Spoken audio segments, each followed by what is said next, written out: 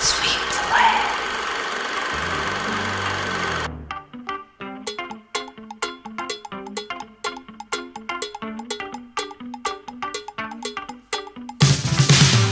Travel around this world from east to west, boys, looking for the rest this high gun. But everywhere I've looked, the same old story. It's everybody else that has the fun. Trouble is my business. Trouble is my life. Trouble is my business. I just don't seem to please. I just don't seem to please your private eye. Face to melt a heart, won't forget, boys. Price you pay to look is sometimes high. When strangers fall in love, never meet, boys.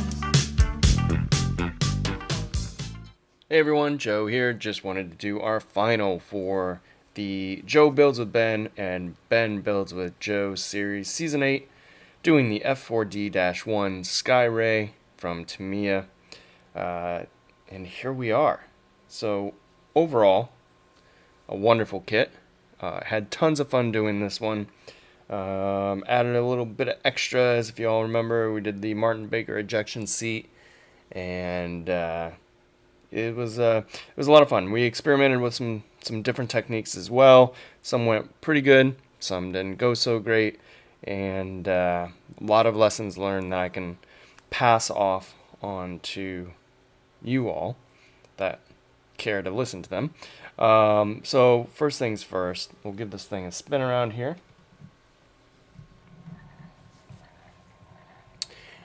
And first jet, and I think it came out pretty decently for our first jet. We had a lot of fun with it, and definitely looking forward to the next one. The only bad things about the modern era jets, although this is Cold War, the gray. It's just they're all gray, so it's kind of fun, but also kind of boring at the same time. This one had some splashes of color. Speaking of color, first tip, the intake decals. These are Tamiya decals. You all know what that means. They're super thick, difficult to work with, in the fact that hard to manipulate. But I painted on the front nose cone, and I painted on the anti-glare. I debated painting on the stripes, and I didn't. These are the decals. And I probably mulled for 3 or 4 days on whether or not I wanted to paint the intakes. I decided to go with decals because I was like, you know what? Let's build this out of the box. My buddy Ben's probably going to do something spectacular. So let me build this out of the box and kind of give a rundown of if I run into anything. So yes, if you have this kit, I would paint these intake red on and just cut out the danger decal part and use that. Absolute nightmare trying to get this to conform. They do not fit. They tore apart. They're too far back. Just not a good idea. The other decals did have a couple of issues with. Put the decals down, right? Sealed it with gloss. Put the decals down. Resealed it, but still for some reason, some of our wash got underneath the decals, which was. Maybe I just didn't use enough varnish when I resealed them. Could possibly be. But also, speaking of decals, on the refueling tanks, or the fuel tanks I should say, you'll notice I left the refueling probe off of mine. The pictures that I had, the reference pictures that I went off for this EK, the VMF 114, I'll put them in here right now. Didn't show a refueling probe, but it did show the rocket pods and the front caps being open.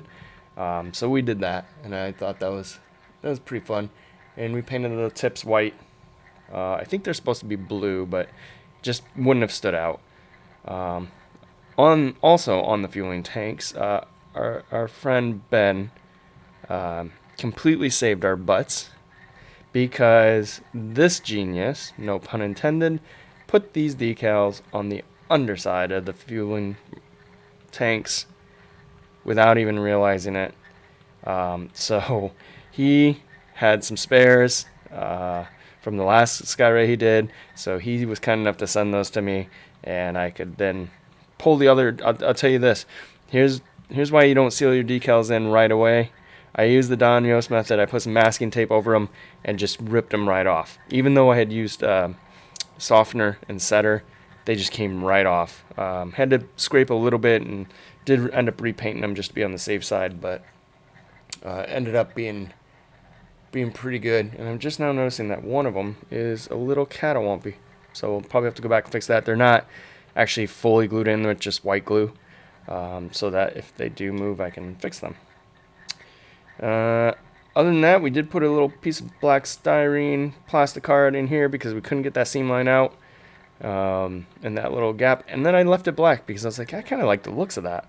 Not accurate by any means, but definitely very cool. We have broken this off about 6 times. Almost had to give Ben $20 because he almost guessed how many times I broke off.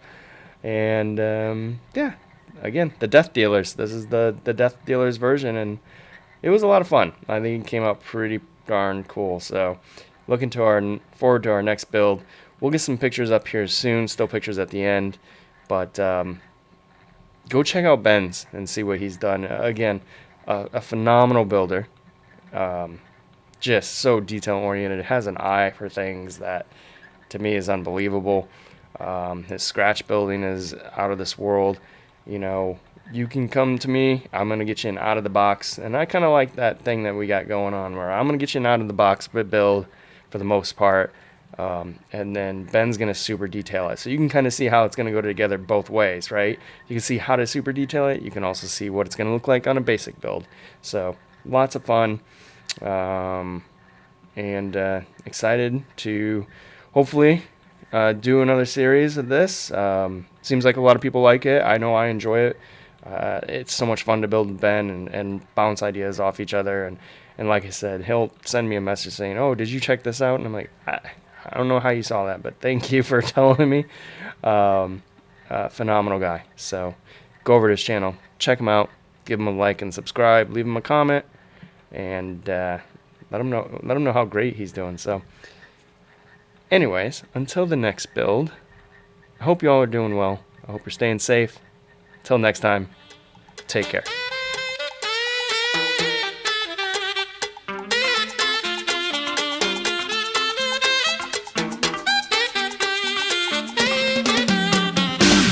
From every cheap hotel I've laid my head in, every seedy case I've tried to crack, give my weight in silver for an angel. But when I've looked at you, you don't look